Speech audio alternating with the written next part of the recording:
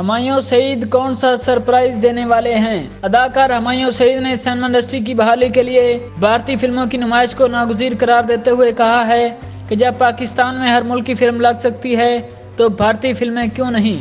ہمایوں سعید نے لاہور میں فلم اللہ یار and the 100 flowers of God کی تقریب میں نوائے وقت سے گفتگو کرتے ہوئے کہا کہ پاکستان میں اینیمیٹڈ فلموں کی تیاری سے فلم میکرز کی حوصلہ افزائی ہو رہی ہے، جس کے ساتھ ساتھ بچوں کو تفریح کے بہترین مواقع بھی مل رہے ہیں۔ میں اس پروجیکٹ کا حصہ بننے پر بہت خوش ہوں، جس میں میری شکل تو نہیں، البتہ آواز ضرور شامل ہے، کیونکہ اگر پروجیکٹ اچھا ہو تو اس میں آواز شامل ہونا بھی بڑی بات ہوتی ہے۔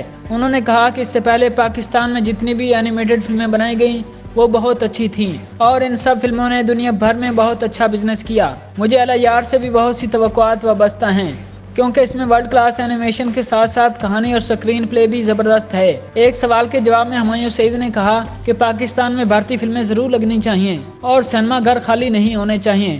پاکستان میں سینما انڈسٹری تیزی سے ترقی حاصل کر رہی ہے، اس لیے لوگوں کا سینما گھروں میں آنا بہت ضروری ہے۔ ہر ہفتے کم سے کم 2-3 فلمیں ضرور لگنی چاہیے تاکہ سینما گھر چلتے رہیں اور لوگوں کا روزگار کم نہ ہو۔ انہوں نے کہا کہ دنیا کے ہر ملک میں ساری فلمیں لگتی ہیں، ہمارے ملک میں بھی سب فلمیں لگنی چاہیے، وہ امریکہ کی ہوں یا پھر ترکی اور بھارت کی۔ انہوں نے کہا کہ بھارت میں کچھ لوگ ایسے ہیں جو وہاں پاکستانی فلموں کی نمائش کے خلاف ہیں، لیکن وہاں کی حکومت نے کبھی منع نہیں کیا۔